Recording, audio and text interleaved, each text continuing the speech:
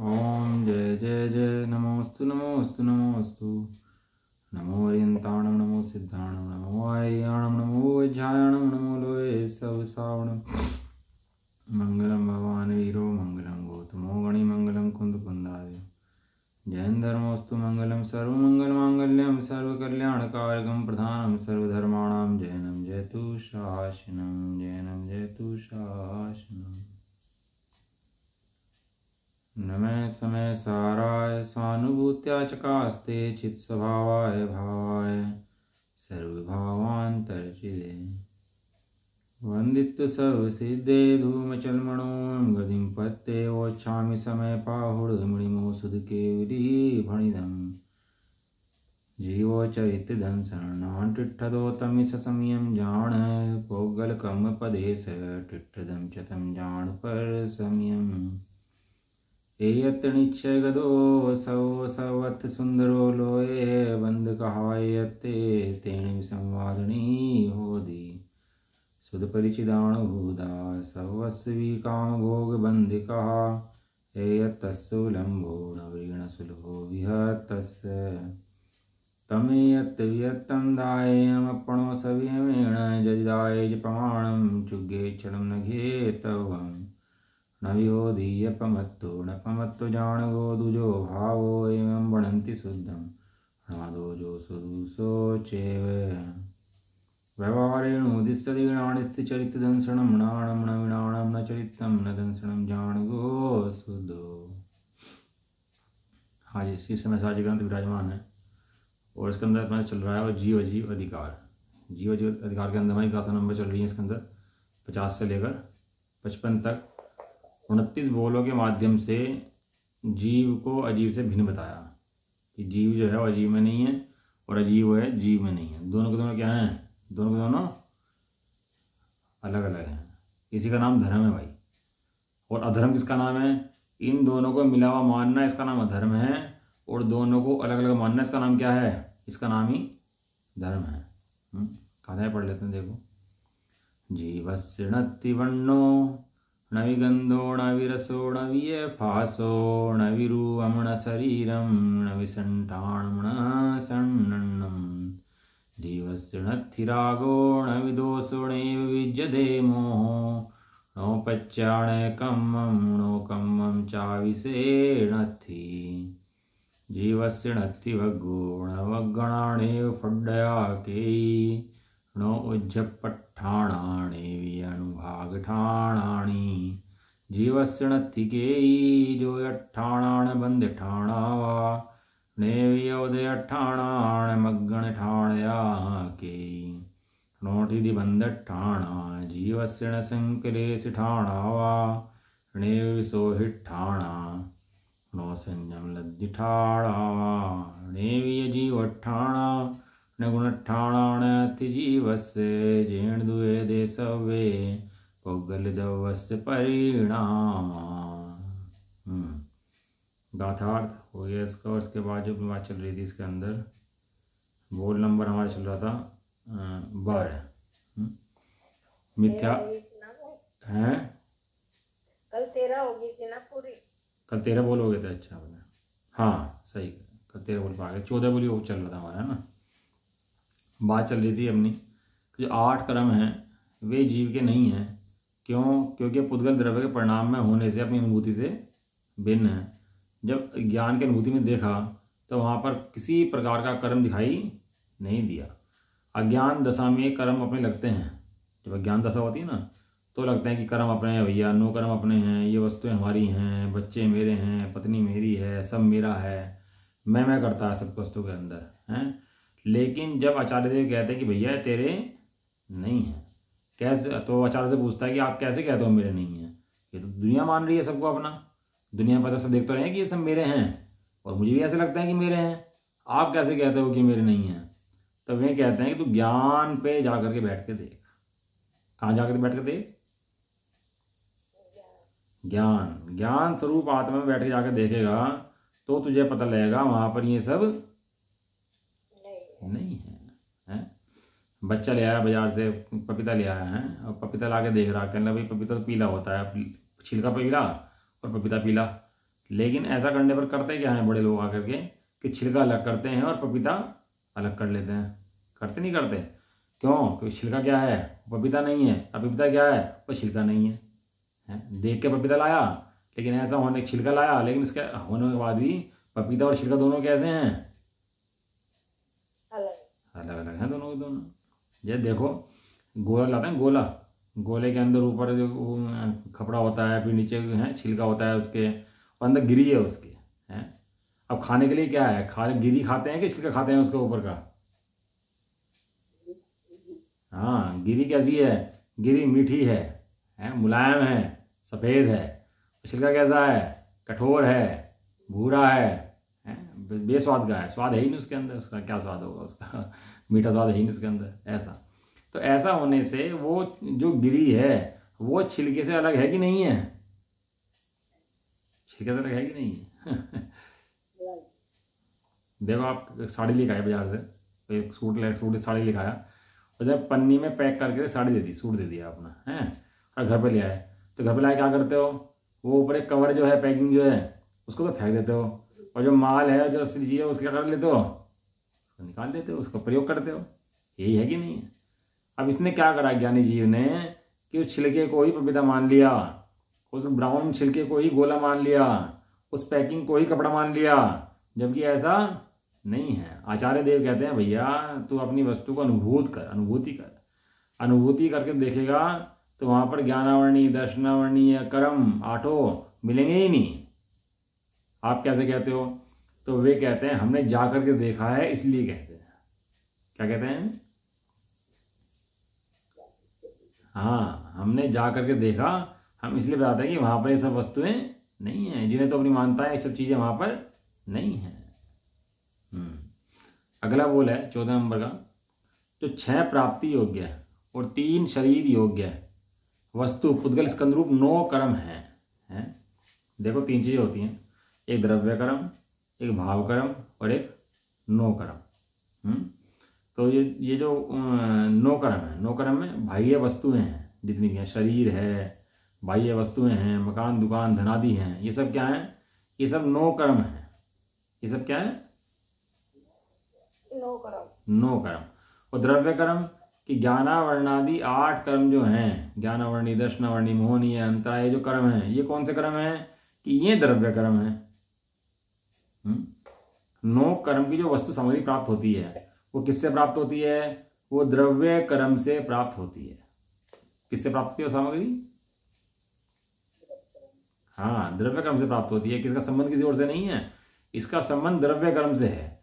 और द्रव्य कर्म कहां से आता है? वो द्रव्य कर्म भाव कर्म से आता है। द्रव्य कर्म कहां से आता है? सिद्धों को तो द्रव्य कर्म नहीं बनते, सिद्ध भगवान को द्रव्य कर्म क्यों नहीं बनते? क्योंकि उनके भाव कर्म ही नहीं है। तो द्रव्य कर्म का संबंध किससे है? कि द्रव्य कर्म का संबंध भाव कर्म से है। और भाव कर्म किसे कहते हैं? जो परवस्तु में एकत्व पने की मान्यता है उसका नाम भाव कर्म है। जो परवस्तु को अपनी मानता है, अपनी एकत्व करता है वस्तु के अंदर, है, उसका नाम क्या है? उसका नाम भाव कर्म है। तो जो जीव अपने से ना जुड़कर पर से जुड़ता है वो वास्तव में कर्म मानता है, और फिर कर्मों का फल आता है। कर्मों के फल में वस्तुएं बाद में प्राप्त होती हैं। एक भिखारी भीख मांग रहा, उसको देखकर बड़ी दया आ रही कि बेचारा भीख मांग रहा है। कोई वो बैल है उसको पीट रहे हैं तो दया आती है, तो पीट रहे हैं। लेकिन भाई साहब किसी के पास सामग्री अच्छी है, किसी में कम है, ये सब आई कहाँ से है? ये सब उन परिणामों का फल है जो परिणाम जीव ने किए थे, कहीं और से नहीं आ रहे। कोई ऐसे नहीं मरता इस जगत के अंदर बिना परिणाम किए, कोई कर्मों के उदय के भोगने की व्यवस्था ही नहीं है। बिना परिणाम करे जीव कर्म बन ही नहीं सकते। आज ये सिद्ध भगवान बैठे ना, तो सिद्ध भगवान तो कर्म करते नहीं है, भाव कर्म करते ही नहीं है, परिणाम कैसे है ही नहीं। तो ऐसा ना होने से कर्म बनते नहीं है, उनको कर्म नहीं बनते उसको उदय भी नहीं आते। अब बच्चा जाए बाजार में और गाली देकर घर में भगाए किसी को, है, यदि गाली दे बाहर जा करके और आगे घर में भगाए अपने, हैं, और भाग के आकर वो पीछे पीछे आए लड़ने के लिए, तो वो कहता है कि इसने मुझे गाली दी है, मैं लड़ने के लिए ऐसे ही नहीं आया। क्यों आया लड़ने के लिए मैं? क्योंकि इस बच्चे ने मुझे गाली दिया, बाहर निकालो पिटाई करूंगा इसकी। कहते हैं कि भैया तू गाली क्यों देगा आया इसको? तुझे क्या मतलब था गाली देने का? कि मैं गाली दे आया मैं तो? और गाली दे करके आके घर में आके बैठ गया, छुप गया। तो गाली तूने दी क्यों इसको? गाली किसने दी? गाली किसने दी? क्यों दी गाली भाई तूने? इस तरह ये जीव भावकर्म करता है तो जीव तो पूछता है तेरा भावकर्म किया क्यों है? 6 पर्याप्ति हो गया, 3 शरीर हो गया, वस्तु पुद्गल स्कंद रूप 9 कर्म है, वो सब जीव का नहीं है। वह क्योंकि वह पुद्गल द्रव्य के परिणाम में होने से अपनी अनुभूति से भिन्न है, अपनी अनुभूति के अंदर वो चीज है ही नहीं। इसलिए सब कह रहे हैं कि 6 पर्याप्ति हों जिनके द्वारा जीव पूरा होता है। 6 पर्याप्ति होते हैं जिनके द्वारा जीव पूर्ण होता है, मन वचन काया पूर्ण होती हैं, वे जीव के अंदर नहीं है भैया। और 3 शरीर कौन से? आरक शरीर, तेजस शरीर और कारमान शरीर। ये तो हुआ हमारी अपेक्षा से। और देव और नारकी की अपेक्षा से कौन सा कहा जाएगा? वैकरिक शरीर, तेजस शरीर और कारमान शरीर। क्योंकि देवों का और नारकी का जो शरीर होता है वो वैकरिक शरीर होता है, और हम लोगों का जो शरीर होता है तिरंचों का, मनुष्य का, वो उदारिक शरीर होता है। 3 शरीर के योग्य तो स्कंद हैं, फिर 9 कर्म है, और 9 कर्म जीव का नहीं है। 9 कर्म जीव का नहीं है। श्राद्ध ना, श्राद्ध में खिलाते हैं, श्राद्ध में पंडित जिमाते हैं। तो श्राद्ध में जब पंडित जिमाते हैं तो श्राद्ध का खाना पंडित खाता है कि जिसके लिए जिमाते हैं वो खाता है? क्यों भाई? श्राद्ध में श्राद्ध किसके लिए करते हैं? कि भैया जो वे व्यक्ति हैं उनके पास खाना चला जाए। श्राद्ध तो इसलिए करते हैं ना। अब श्राद्ध में भोजन कराया तो उसने खाया कि पंडित ने खाया? पंडित ने खाया। और नाम क्या है? नाम क्या है? नाम है कि उसने खाया, जबकि उसने नहीं खाया, पंडित ने खाया। ऐसे भैया कर्मों को देखे जो भोग है ना, ये कर्म को दे करता है, जीव नहीं करता। भले जीव के नाम से कहते हो कि जीव करता है, जीव करता है, लेकिन जीव से करता नहीं है। हाँ, ये पर्याप्ति रूप जो शरीर है, 9 कर्म है, कर्म है, ये सब जीव का नहीं है। सब जीव की अनुभूति के अंदर जाके देखा तो जीव अमूर्तिक चैतन्य आत्मा है। और ये कैसे हैं? ये मूर्तिक हैं। ये पुद्गल के कर्म 9 कर्म कैसे हैं? मूर्तिक है कि मूर्तिक हैं? मूर्तिक है। और आत्मा कैसा है? आत्मा मूर्तिक है। अब अमूर्तिक को कैसे भोगे? अमूर्तिक को मूर्तिक भोगने के लिए मूर्तिक होना पड़ेगा पहले। अमूर्तिक हो कैसे? तो वस्तु के अंदर व्यवस्था ही नहीं है कि अमूर्तिक मूर्तिक बन जाए और मूर्तिक अमूर्तिक बन जाए। ऐसी व्यवस्था तो वस्तु व्यवस्था के अंदर ही नहीं है। दोनों भिन्न भिन्न है। बोल नंबर 15। जो कर्म के रस की शक्तियों का अर्थात अविभाग प्रतिच्छेदों का समूह वर्ग है, वह सर्व ही जीव का नहीं है, क्योंकि वह पुद्गल द्रव्य के परिणाम में होने से अपनी अनुभूति से भिन्न है। देव गन्ना होता है, गन्ने के अंदर रस होता है, भले ही गन्ना और गन्ने का रस साथ में रहें, लेकिन दोनों अलग अलग हैं कि नहीं है? गन्ने की खोई और गन्ने का रस दोनों अलग अलग हैं कि नहीं है? ये दोनों एक में हैं? अलग अलग। दोनों अलग अलग। जिसकी दृष्टि में आते हैं वो पेल लेता है उसको और रस निकल जाता है, और गन्ना का खोई अलग रह जाती है। ये कर्म का रस। ये शरीर बोल रहे हैं, सुन रहे हैं, सब कार्य चल रहे हैं दिन से रात तक, ये किसका रस है? ये कर्म का रस है, जीव का रस नहीं है। जीव का रस कैसा है? जीव का रस चेतना रस है। जीव अमूर्तिक चैतन्य मूर्ति आत्मा है। ये वर्ग जो है, वर्ग से बनती वर्णाएं, वर्णाओं से स्कंद, स्कंद से कारमान, कारमान से शरीर, शरीर से ये बाहर के स्कंद सब बनता है। ये सब व्यवस्था किसकी है? ये सब व्यवस्था पुद्गलों की है। परमाणु, परमाणु से बने वर्ग, वर्ग से बनी वर्णा, वर्णा से बने स्कंद, स्कंद से बने कारमान वर्णा, कारमान वर्णा से उदय में आए तो बने शरीरादि कर्म, और उसके बाद बने भाग्य 9 कर्म जो व्यवस्थाएं हैं। ये सब किसकी हैं? ये सब घराना किसका है? ये सब घराना पुद्गल का है। रिश्तेदार किसके हैं? ये रिश्तेदार किसके हैं? जीव के पुद्गल के? ये सारे जितने भी भैया लगता है जीव को सिर पे ओढ़ ले, कहने मेरा हो रहा, मेरा हो रहा। भैया तेरा नहीं हो रहा। पहले तो ये समझ कि तेरा काम नहीं है, तू इससे भिन्न अमूर्तिक चैतन्य मूर्ति आत्मा है, तू ये शरीराधिक नहीं है। संबंध जीव से होता है कि हाँ भैया व्यवहार से ऐसा ही है। व्यवहार से जो जीव अज्ञानता से करता है तो अज्ञानता से भोगता भी है। अज्ञान से संबंध जीव से है, लेकिन वास्तव में जब ज्ञानी ने जाकर देखा तो देखा इसका वास्तव में जीव से कोई संबंध ही नहीं था। कोई केस होता है ना, केस, तो कोई केस था, किसी मर्डर हुआ किसी का, वो उठा लाया किसी को है, पुलिस वाले कर दे, यहाँ है उठा लेते हैं किसी को भी और फाइल बंद कर देते हैं अपनी उठा करके। और जब फाइल बंद होगी तो खोजबीन बंद। खैर फाइल पकड़ रहा है किसी को, बाद में जांच भी हुई, खोजबीन हुई, तो खोजबीन होने पर पता लगा कि ये व्यक्ति तो वहां गया ही नहीं, इसका उस व्यक्ति को संबंध नहीं, इसने कुछ कहा नहीं, करा नहीं है, तो इसे उठा लाए। तो भैया ये तो बिल्कुल इसका बिल्कुल दोषी नहीं है। कोर्ट भी कहती है इसको बाइज्जत बरी किया जाता है। पकड़ा क्यों था भाई? तो वहां घूम रहा था इसलिए पकड़ लाए थे हैं। अब इसको क्या किया जाता है? बाइज्जत बरी किया जाता है। अब ये जीव क्या है? ये दोषी नहीं है भैया, दोष के लांछन इस पे लगते बहुत हैं, लेकिन जीव जो शुद्ध जीव है, जो शुद्धात्मा है, उसका वास्तव में कोई दोष नहीं है। आचार्य देव कहते हैं शुद्ध निश्चय से हमने जाकर देखा तो इसके अंदर कोई दोष नहीं है, कहीं कोई दोष नहीं हमें दिखाई दिया। ये दोष समझता है, बस ये दोष है। शीलवान स्त्री पर लांछन लगाया था ना, दो भाई बहन मुनिराज आर्य का बैठ करके चर्चा कर रहे थे, तो सीता के जी ने उन पर आरोप लगाया था कि दोनों जो हैं एकांत में बैठे और दोनों की बदनामी कर दी थी, इसलिए जंगल में जाना पड़ा उसको, सीता के जीव को। लांछन लगे इसलिए उसके ऊपर कि देखो जी रावण क्या रहेगी, जबकि पूरी शीलवती स्त्री थी और फिर भी लांछन लग गया कि रावण क्या रहेगा ये है। क्यों? क्योंकि उसने दो भाई बहन मुनि और आर्य का थे, उनके ऊपर लांछन लगा दिया था। ये शुद्ध जीव पूरा शील व्रत का धारी, कभी किसी कुछ कहता नहीं, कुछ करता नहीं, और उसके ऊपर लांछन लगाए कि ये मन वाला है, वचन वाला है, काया वाला है, ऐसा वाला है, ऐसे वाला है, ये अध्यात्म को पसंद ही नहीं है। आचार्य देव कहते हैं परम शुद्ध निश्चय ऐसे हमने देखा तो इस जीव के अंदर राग आदि है ही नहीं। एक गाथा है, गाथा नंबर 49 है द्रव्य संग्रह की, पढ़ाई द्रव्य संग्रह का, हालांकि मैं बताता हूं दोबारा। उसके अंदर उसमें पूछा कि जब पुत्र उत्पन्न हुआ है ये किसका है?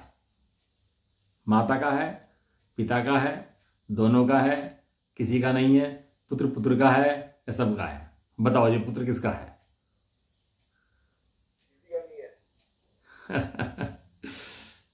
भाई साहब ऐसा कह दिया ना तो बहुत दिक्कत हो जाएगी। अब यहां पर खड़े होते हैं न, यहाँ क्या खड़े होते हैं? न। अब न की वीक्षा से समझोगे तो समझ में आएगा, सारे गुत्थे खुल जाएंगे न लगते ही। अब न का ये काम है सारी गुत्थियां सुलझा दे, सारी झगड़ा खत्म कर दे। माता का है कि यहाँ है, पिता का है कि यहाँ है, दोनों का है कि यहाँ है, दोनों का नहीं है कि यहाँ नहीं है।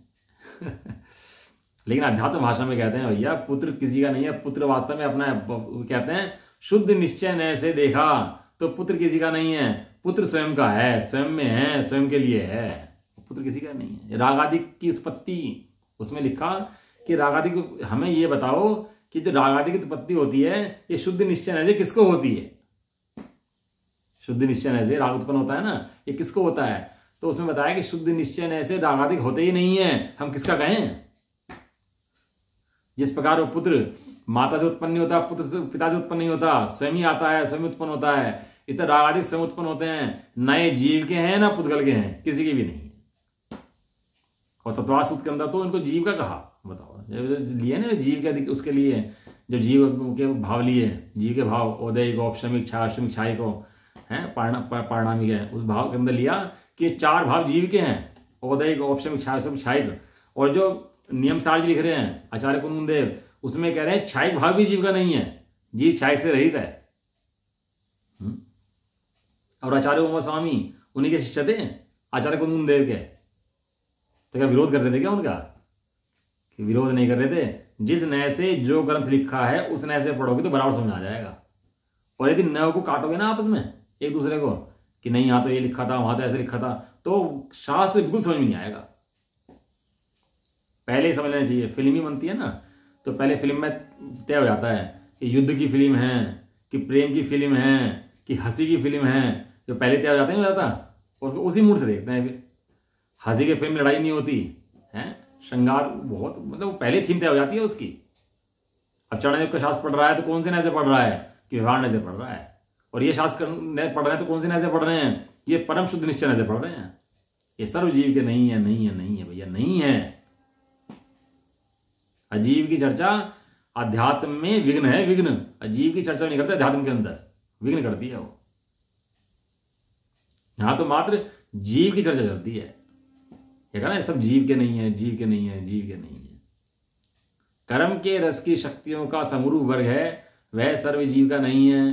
क्योंकि वह पुद्गल द्रव्य के परिणाम में होने से अपनी अनुभूति से भिन्न है। एक दो बोल और पढ़ लें, फिर स्वामी को पढ़ते हैं इसके बाद, है ना। जो वर्गों का समूह है, वर्गों का समूह वर्ग से बनती है वर्गणाएं, बड़े बड़े वर्ग हो जाते हैं ना, फिर बड़े हो जाता है, वर्ग का बड़ा रूप है वर्गणा। वर्गों का समूह वर्गणा है, वह सर्व जीव का नहीं है, क्योंकि पुद्गल द्रव्य के परिणाम में होने से अपनी अनुभूति से भिन्न है।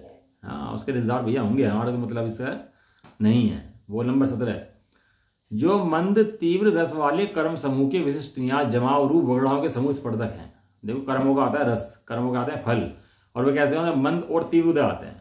कभी मंद मंद उदय चलते हैं और कभी तीव्र तीव्र उदय चलते हैं, तो कर्मों का फल चलता रहता है। नरक में चला जाएगा तो पाप का बहुत तीव्र उदय चलता रहेगा, और यहां पर हम बैठे हैं तो पाप का उदय तो है, ये कैसा उदय है, मंद उदय है, मंद उदय, लेकिन चलता रहता है, ऐसा बहुत लंबे समय तक चलता रहता है। वो वहां पर ना देवगति के जीव में वो पाप का उदय बहुत मंद हो जाता है, बहुत मंद हो जाता है, बहुत हल्का चलता रहता है।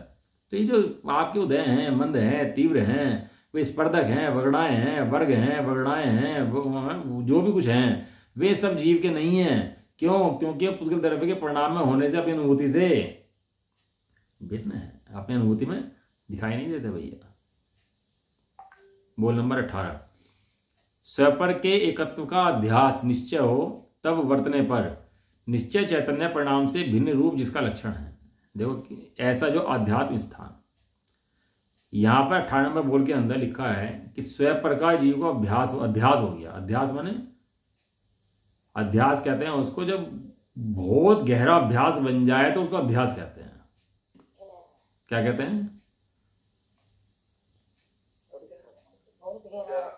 हाँ, जीव को पुद्गल का और अपना बहुत गहरा अभ्यास ऐसा एकत्व का हो गया है कि भिन्नता भाषित ही नहीं होती, इसको कहते हैं अध्यास। और किसका? अपना जानता नहीं और पर को अपना जान लेता है, स्वयं पर का एकत्व हो गया इसको। अब एकत्व, अपना जो एकत्व था उसको हटा दिया और पुद्गल का एकत्व अपना स्थापित कर लिया। स्वयं पर के एकत्व का अध्यास होने से वर्तने पर विशुद्ध चैतन्य परिणाम से भिन्न रूप जिसका लक्षण है, ऐसा अध्यात्म स्थान। यहां अध्यात्म स्थान जो वर्ड है, अध्यात्म स्थान का मतलब है अध्यास स्थान। अध्यात्म स्थान माने वो पुद्गल की एक में एक रूप श्रद्धा जो उसकी है, उसका अध्यात्म स्थान लिखा, लेकिन अध्यात्म का शब्द का मतलब अध्यास स्थान है। वो क्या है ना, पहले स्वयं पर के एकत्व का अध्यास होने से, तो चैतन्य रूप से भिन्न परिणाम में जो अध्यात्म स्थान है वो सर्वजीव के नहीं है। ये तो अपने तो भैया ताकत खोलने की नहीं थी, तो स्वामी जी को पढ़ते हैं ना, जब समझ में आती है कि ये अध्यात्म का मतलब अध्यात्म नहीं है, अध्यास है। आचार्य देव भी देखते हैं ना, बुद्धि कितनी खुली है, बैठी है, कुछ सोच भी रहा है, नहीं सोच रहा बैठा हुआ है। वो लक्षण दे दिया पहले उसका कि अध्यास हो, तो ऐसा जो अध्यास स्थान है वह जीव का नहीं है, क्योंकि वह पुद्गल द्रव्य के परिणाम में होने से अपनी अनुभूति से भिन्न है। बोल नंबर 19, भिन्न भिन्न प्रकृतियों के रस के परिणाम जिनका लक्षण है, ऐसे जो अनुभाग स्थान, कर्म की कितनी अवस्थाएं होती हैं बताओ जी? 10 हैं? 10 अवस्थाएं होती है कर्मों की। हाँ, बहुत बढ़िया। और बंद कितने प्रकार का होता है कर्मों का? कर्म 4 प्रकार का, प्रकृति बंद, हाँ हाँ, स्थिति भंग और अनुभाग भंग। प्रकृति बंद, प्रदेश बंद, स्थिति बंद, अनुभाग बंद। प्रकृति और प्रदेश बनते हैं योग से, और स्थिति अनुभाग बनती है कषाय से। कर्मों की जो आते हैं, कर्मों का आना बड़ी बात नहीं है, प्रकृति आएगी। कौन सी प्रकृति माने? 8 कर्म में से कौन सा कर्म है, इसका नाम प्रकृति बंध है।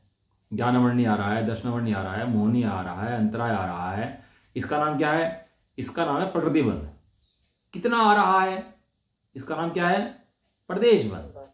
इसको मान ही नहीं लगता, ये तो अरहंतों की तरफ चलता है। ये प्रकृति और प्रदेश जो आश्रव है वो तो अरहंतों में भी है, लेकिन दिक्कत नहीं देता। दिक्कत कहाँ होती है? जब उसमें स्थिति और अनुभाग पैदा होते हैं। दिक्कत कहाँ होती है? जब उसके अंदर स्थिति और अनुभाग, स्थिति माने कितने समय तक रहेगा, अनुभाग माने कितना फल देगा। वो कहां से होता है? वो कषाय से होता है। जितनी तीव्र कषाय जीव की बढ़ेगी उतना ही कर्मों के स्थिति भाग ज्यादा बनेंगे। पुण्य के होंगे तो पुण्य का बनेंगे, और पाप के होंगे तो पाप के बनेंगे।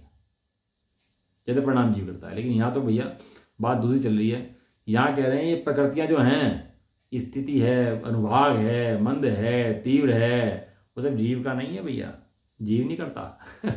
पल्ला झाड़ देते हैं यहाँ तो अपना सारा, भैया हमारा कोई लेना देना नहीं भैया इनसे है। कोई आ जाए ना पुलिस, तुम्हारे पड़ोसी ने मर्डर करा, जानते हो गए ना, कह लो भैया हमारा कोई मतलब नहीं है इनसे, जो करा होगा इसने करा होगा, अपना आप देखेगा भैया है, हमारा कोई लेना देना इससे नहीं है। लेकिन ये सब मंद तीव्र अनुभाग स्थान किसके हैं ये भैया, हमारे नहीं है। ये कौन कहता है?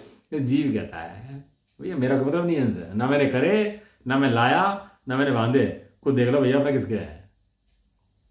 वह सब जीव के नहीं है, क्योंकि वह पुद्गल द्रव्य के परिणाम में होने से अनुभूति से भिन्न है। लास्ट बोल पढ़ लेते हैं आज का। देखो, मन वचन काया वगणा का कंपन, कंपन कितने होते हैं? मन योग जो होता है, योग 3 प्रकार का होता है, मन का, वचन का और काया का, है ना, 3 प्रकार का होता है ना, काया वगणा, वचन वगणा, मनोवगणा का कंपन। जो अरहंतों को होता है ना, वो जो मन वचन काया, इनमें से कौन सा कंपन किसको होता है? देखो, अरहंतों को मन का और वचन का कंपन नहीं है। अरहंतों की जो वाणी कृति है ना, वो जुबान से नहीं बोलते, वो शरीर का कंपन होता है। तो काय का कंपन है उनके अंदर, मन का कंपन नहीं है और वचन का कंपन नहीं है। किसका कंपन है? काय का कंपन है। एक इंद्रिय जीव को मात्र काय का कंपन है, क्योंकि ना उसका मन है ना वचन है। जो दूसरी इंद्रिय है रसना, रसना वाले जीव को मन का कंपन है और वचन का नहीं, वचन का कंपन है और काय का कंपन है। और बाकी अन्य जीवों को मन का कंपन भी है, वचन का कंपन भी है और काय का कंपन भी है, तीनों कंपन है। और तीनों कंपन से कर्मों का आश्रव होता है, आश्रव होता है मन वचन काय से। लेकिन ये मन का कंपन, वचन का कंपन, काय कंपन मेरा नहीं है। क्यों? वो जीव का नहीं है, क्योंकि वह पुद्गल के परिणाम में होने से अनुभूति से भिन्न है। यदि कंपन जीव का स्वभाव होता तो सिद्ध भी कांपते, लेकिन सिद्ध भगवान तो कांपते नहीं है। सिद्ध भगवान कैसे हैं? सिद्ध भगवान तो स्थिर हैं, वर्तमान में कंपन होने पर भी मैं अकंप हूं, कंपन रहित हूं। कंपन मेरे अंदर नहीं है। ये कर्म को जो आश्रय होता है, कंपन जो होता है ना, इससे होता है। लेकिन स्वभाव के अंदर आश्रय नहीं है। क्यों? क्योंकि स्वभाव के अंदर कंपन नहीं है। और जब अपने को सिद्ध समान देखोगे तो कंपन दिखाई देगा क्या उसके अंदर? कहते हैं भैया वो सब जीव का नहीं है, वह अपनी अनुभूति से भिन्न है, पुद्गल का परिणाम है वो। चलो अभी यहाँ तक 20 बोल हो गए अपने, और अपने 9 बोल रहेगी। इनकी चर्चा जो है अपन कल करेंगे 9 बोल की। और अपन थोड़ा स्वामी को पढ़ लेते हैं आज, है ना। कल कहा था स्वामी को पढ़ेंगे, तो थोड़ा स्वामी को ले लेते हैं। 1 मिनट, एक बोल ले लेते हैं स्वामी जी का, तो सैंपल पता चल जाएगा उससे आप लोगों को। पढ़ो जी, कौन पढ़ेगा? 12 नंबर बोल था जो बता रहे थे कि कर्मों से भिन्न आत्मा है, उसके बोल की बात करेंगे। मिथ्यात्व एवरति परमात्म कषाय योग जो है ना, उससे भी स्वामी जी क्या कह रहे हैं। पढ़ो जी, कौन पढ़ेगा?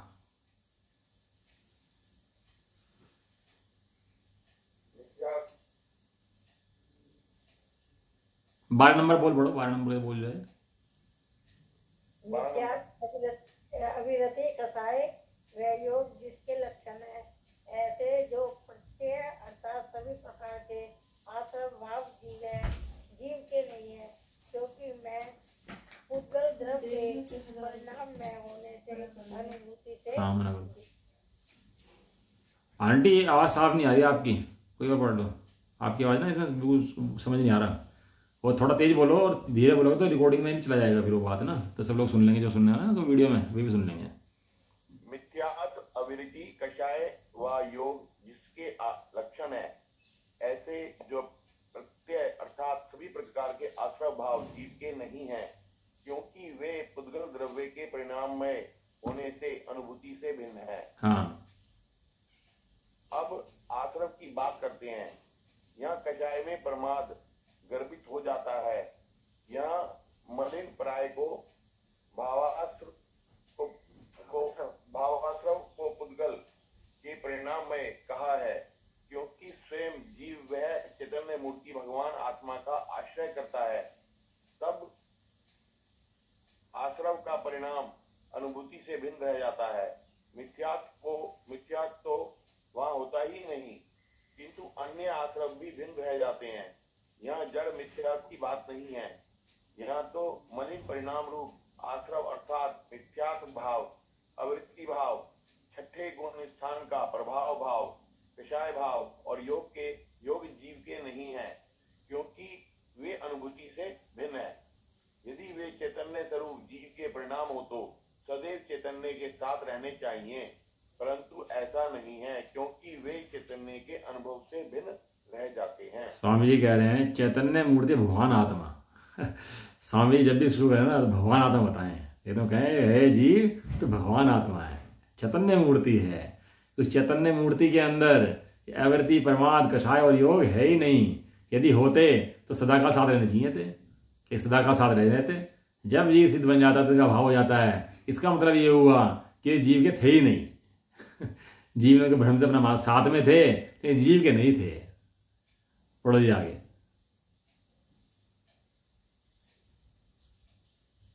आत्मा शुद्ध चैतन्य मूर्ति भगवान है, उसके परिणाम ज्ञान व आनंद में ही होते हैं। चित्त शक्ति जिसका सर्वस्व है, ऐसे चैतन्य में वस्तु के परिणाम चैतन्य की जाति के ही होते हैं। शुद्ध चैतन्य स्वभाव के आश्रय से उत्पन्न हुए परिणाम शुद्ध चैतन्य में ही होते हैं। लोहे से लोहे का आभूषण बनेंगे और सोने से सोने का आभूषण बनेंगे। चैतन्य मूर्ति भगवान आत्मा कैसा है? चैतन्य में है। इसके परिणाम कैसे होते हैं? चैतन्य में होते हैं, अचेतन नहीं होते। अचेतन के परिणाम अचेतन होते हैं और चेतन के परिणाम चेतन होते हैं। आत्मा कैसा है? शुद्ध चैतन्य मूर्ति भगवान है। जो हम आप बैठे यहाँ पर आत्मा, वो कैसे हैं? वो शुद्ध चैतन्य मूर्ति भगवान है। हम कर्मों के कर्ता नहीं है। पढ़ो ये आगे। जब कर्मों के कर्ता नहीं है तो कर्मों के भोक्ता भी नहीं है। बराबर नहीं है। कर्म जीव में है ही नहीं ना भाई।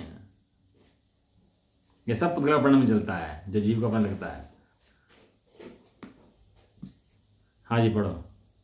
ये ऊपर मोक्ष मार्ग प्रकाशक के 7वें अधिकार में पंडित प्रवर टोडरमल जी ने ऐसा कहा है कि भाव कर्म आत्मा का भाव है और वह निश्चय से आत्मा का ही है, परंतु कर्म के निमित्त से होता है। इस कारण व्यवहार से उसको कर्म का कहते हैं। तथा पंचास्तिकाय संग्रह में भी भाव कर्म आत्मा का है ऐसा कथन है। जो भाव कर्म होता है वह अपना है और जो अपने से होता है उसे कर्म का कहना तो निमित्त से व्यवहार से कहा जाता है।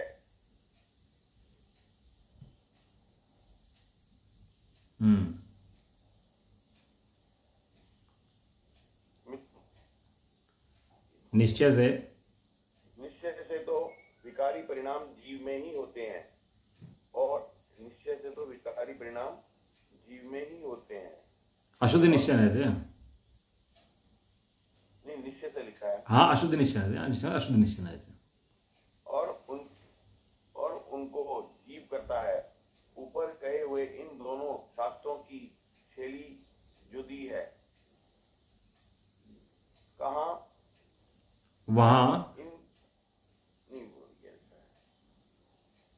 इन शास्त्रों से राग अपने पर्याय में होता है। यह ज्ञान कराने का प्रयोजन है। स्वभाव को पहचाने बिना कोई ऐसा मान ले कि आश्रव के परिणाम जड़ के हैं, वे जड़ से होते हैं, तो उसकी पर्याय का यथार्थ ज्ञान कराने के लिए वहाँ ऐसा कहा है कि भाव कर्म जीव के परिणाम है, अन्यथा वह आश्रमों से निवृत्त होने का उपाय भी किस लिए करेगा। यदि कोई पर्याय का विवेक छोड़ दे तो उन शास्त्रों में पर्याय का विवेक कराया है मोक्षोपासक के अंदर, पंचास्तिकाय के अंदर, कि भैया रागादि होते किसके हैं? ये सर्वथा पुद्गल के नहीं होते, तेरे ही होते हैं, तू ही करता है। लेकिन वहां पर ये नहीं कहते स्वभाव से होते हैं, यहाँ कहते हैं कि पर्याय में होते हैं। पर्याय में रागादि है कि नहीं है? यदि पर्याय में रागादि ना होते हैं तो सिद्ध शिला पे होता, वेदी में विराजमान होता। तो पर्याय में रागादि हैं तो हैं, लेकिन स्वभाव में रागादि नहीं है तो नहीं है। बराबर एक एक बात बराबर समझेंगे तो पूरी बात समझ में आ जाएगी। दोनों नयों की विवक्षा बराबर समझनी पड़ेगी। जब नय क्लियर नहीं है उसको जैनागमी क्लियर नहीं है, उसको अनेकांतिक क्लियर नहीं है, शास्त्रीय क्लियर नहीं है उसको। हाँ जी पढ़ो आगे। नहीं, नय क्लियर से मतलब नहीं है। नय तो जहां मर्जी जैसा मर्जी नहीं ऐसा कुछ नहीं है कि माँ को बेटी कह देगा, बेटी को माँ कह देगा। वो बेटी बेटी की जाएगी, माँ माई की जाएगी, लेकिन व्यवहार नहीं से कही जाएगी। वो बात सही है, पर नय तो यहाँ पे ये नय लग गया, वहां पे वो नय लग गया। अरे तो बात जो है उलझा रखी है, उलझाने रखी, सुलझा रखी है। आप नए पढ़ोगे, समझोगे, सब बात समझ में आ जाएंगी। नए नए उलझाने की चीज़ नहीं, नए सुलझाने की चीज़ है। उलझता जो है वो ज्ञानी है, वो अज्ञान उलझता है, ज्ञानी नहीं उलझता। नहीं, कभी कहते हैं आत्मा के हैं, कभी कहते हैं जीव के हैं, कभी कहते हैं हाँ तो विवक्षा समझनी पड़ेगी ना भाई। वो समझ में नहीं आ रही। अब एक व्यक्ति है, वो मौसा भी है, फूफा भी है, बेटा भी है, पिता भी है, सब सब चीजें हैं, तो एक व्यक्ति को ऐसे सब क्यों कह रहे? वो विवक्षा समझनी पड़ेगी किसकी अपेक्षा है। नहीं तो अपेक्षा से तो हम जड़ को जीव मान रहे हैं ना, जीव को जड़ से कर रहे हैं अपेक्षा। अब जीव चेतन है और जड़ जड़ है। अब जड़ को जड़ से कंपेयर करो तो बात क्लियर होती है। अब यहाँ जीव को कभी जड़ से करते हैं, कभी जीव जड़ को जीव से कर लेते तो हैं। जड़ कैसे बनाई है? ये जड़ जो आया, कर्म बने हैं, कैसे बने हैं? खुद से बन गया, अपना भी आ गया, अपना ही बन गया है। सिद्ध हो बन जाए अपना, किन बन जाते सिद्ध हो गए? अब कैसे कल्याण हो जब तक कल्याण तो इससे ही हो कि भैया पर्याय का विवेक हो और द्रव्य की दृष्टि हो, उससे कल्याण हो। पर्याय का विवेक भूल जाए तो कल्याण ना हो, और द्रव्य की दृष्टि ना हो तो कल्याण ना हो। ऐसा दोनों दोनों विवेक चलेंगे बराबर। नहीं, मैं एक बात कहता हूँ, मैं समझने की बहुत कोशिश करता हूँ, बहुत करता हूँ, फिर मैं उलझ जाता हूँ, मैं छोड़ता हूँ, ऐसे ही में जाता हूँ। क्योंकि मैथ जो है 2 और 2 4, अब 2 और 2 5 तो नहीं होंगे, किसी भी नए से लगा लो, 2 और 2 4 ही होंगे, 5 नहीं होने के। तो वो 2 और 2 4 हुआ है, क्लियर क्यों नहीं बोलते? क्लियर बात क्यों नहीं है? आप उसको कहेंगे नहीं नहीं उसने बिल्कुल क्लियर है, बिल्कुल क्लियर है। थोड़ी धीरे धीरे समझ में आएगी। बिल्कुल क्लियर है, एकदम क्लियर है, कोई दिक्कत नहीं है क्लियरिटी में, बिल्कुल भी बिल्कुल क्लियर है। अब ये नए नए लगे हो ना, ताजा ताजा मारे ना, अभी थोड़े दिन में समझ में आ जाएगा। चलो पढ़ो आगे। या तो उलझा रखा है या हमें समझ। हाँ हम उलझे में है ना, इसलिए हमें लगता है। पढ़ो आगे। समय काल की गाथा 164 165 में नहीं नहीं, ऊपर वाला है, ऊपर वाला। कहाँ से है? यहाँ इस गाथा में कथन करने की अपेक्षा जुदी है। पहला पहला पहला अरे अच्छा, यहाँ ऊपर चला गया। यहाँ इस गाथा में कथन करने की अपेक्षा जुदी है। भाव कर्मों को पहले आत्मा की अवस्था में होते हैं, यह सिद्ध करने के पश्चात वे जीव के नहीं है, ऐसा कहा है। आत्मा चैतन्य स्वरूप ज्ञायक स्वभावी संपूर्ण रूप से अभेद चैतन्य बल है। ऐसी आत्मा का अनुभव करने पर आश्रम स्वप्ने अनुभव में नहीं आते, अलग ही रहा, इसलिए वह निश्चय से जीव के नहीं है। यहाँ दृष्टि की अपेक्षा से कथन किया है। भाई वीतराग का परमेश्वर का मार्ग सूक्ष्म है। यहाँ जो शैली व अपेक्षा हो उसे वहाँ यथार्थ समझना चाहिए। पढ़ो आगे। समय सार की भाषा गाथा 164 165 में मिथ्या 2 प्रकार कहे हैं। एक संग अर्थात जीव मिथ्यात चैतन्य के विकार, दूसरे असंग अर्थात अजीव मिथ्यात उद्गल के विकार। परंतु वहां तो जीव के परिणाम जीव में तथा जड़ के परिणाम जड़ में इतना ज्ञान कराने के लिए यह कथन है। जबकि यहाँ तो कहते हैं कि चैतन्य स्वरूप त्रिकाली शुद्ध आत्मा के आसर परिणाम नहीं है, क्योंकि अनुभूति की पर्याय नित्य चैतन्य स्वभाव में ढलने पर आश्रय भाव अनुभूति से भिन्न रह जाते हैं, अनुभव में नहीं आते। भाई यह तो अंतर के अनुभव की बात है, इसमें कोई मात्र पंडिताई या शिवक्षम ज्ञान से पार नहीं पड़ेगा। इतनी बढ़िया, मतलब एक एक बात स्वामी जी तार तार कर देते हैं, बिल्कुल ऐसा क्लियर कर देते हैं कॉन्सेप्ट को, उससे एक बार समझा देते हैं। कहने लगे भैया पंडिताई करता रहेगा ना तो ये बात समझ में नहीं आएगी, कोई कल्पना में समझेगा तो। ये तो अनुभूति में जाकर समझेगा तो सब क्लियर हो जाएगा तेरे को। सारा पानी ठंडा होता है, शीतल होता है, अच्छा होता है, बहता है, समुद्र में निकल जाएगा, नहर में निकल जाएगा, सारा पता लग जाएगा तेरे को। और बाहर से बैठा बैठा बातें करता रहेगा ना तो समझ में आने वाला है नहीं। खाने की बात मत कर, खाना खा, इतनी बात है। पढ़ो आगे जी।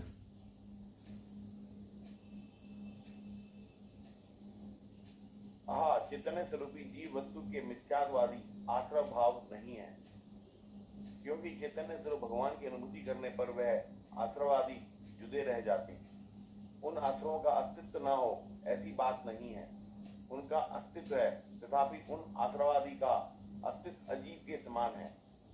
आश्रय जीव के सिद्ध नहीं होने से यह नहीं समझना कि वह पर्याय में भी सर्वथा उत्पन्न ही नहीं होते। यद्यपि जैसे जैसे गुण स्थान बढ़ता है, आत्मविशुद्धि बढ़ती है, वैसे वैसे रागादि आश्रम भावों का भी क्रमशः अभाव हो जाता है। वैसे वैसे रागादि आश्रम भावों का भी क्रमशः अभाव होता जाता है। तथापि नीचे के गुण स्थानों में यथासंभव भूमिका आगे। एक सेकंड, कहाँ चला गया भाई?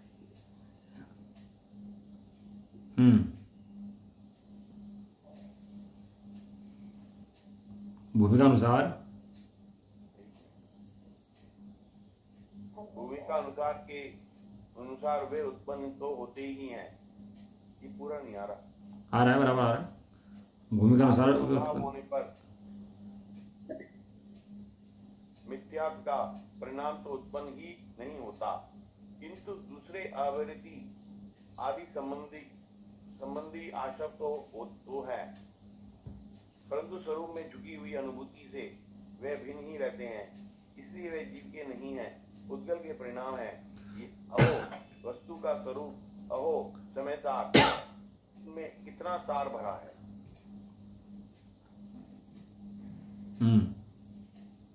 कोई ऐसा कहते हैं कि अकेला समय सार शास्त्र ही पढ़ते हैं, पर भाई इसमें दोष क्या है?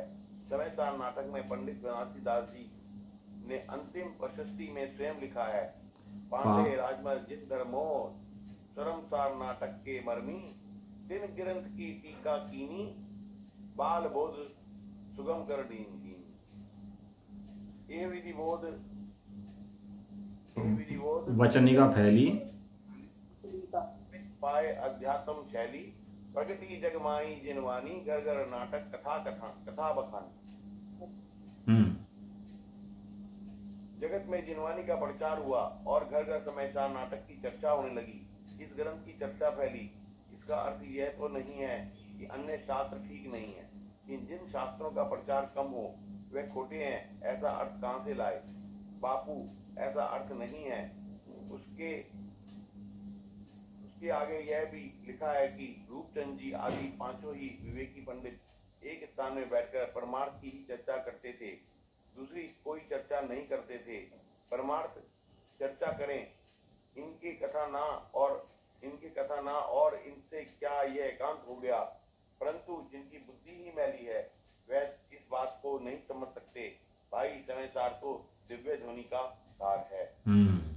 ये जो हमने बोल पढ़ा था ना मिथ्यात्व वाला, उसका स्वामी का प्रवचन है। मतलब स्वामी का प्रवचन की खास बात ये है कि एक एक कॉन्सेप्ट को बिल्कुल क्लियर कर देते हैं, कहीं भी छोड़ते नहीं, पूरे नयों से एक एक नयो क्लियर कर देते हैं। क्यों आशीष, समझ में आया नहीं आया आपको? मतलब स्वामी का जब स्वाध्याय था, जो हम कल कर रहे थे, तो डिफरेंस दिखाई दिया आपको कि स्वामी जी क्या समझाना चाह रहे हैं, कि बात को कैसे क्लियर करते हैं। उनका ज्ञान है, उनकी हो तो अलग ही है ना। मतलब सही में उनको पढ़े बिना पढ़ने का मजा नहीं आता, पढ़ने का मजा नहीं आता। सही में स्वामी को भैया पढ़ना चाहिए, बहुत पढ़ना चाहिए। और इसी बात को 2-3 बार पढ़ोगे तो जो कन्फ्यूजन आपके है ना, सारे क्लियर हो जाए ना, तो बताना मेरे को आप बात है। लेकिन 2-3 बार इसको ध्यान से पढ़ना, इसमें स्वामी जी कहना क्या चाह रहे हैं, किन शास्त्रों का रेफरेंस दिया है और वहां से क्या रेफरेंस उठाना चाह रहे हैं उस बात के लिए। चैतन्य मूर्ति आत्मा छोड़ते नहीं और पर्याय का विवेक छोड़ते नहीं, दोनों चीज नहीं छोड़ते हैं अपने स्वाध्याय के अंदर। चलो समय हो गया। निज निधि निज में बताई, यह अनंत उपकार है, उसके लिए जिन वाणी माँ को वंदना शत बार है। 99 मंत्र।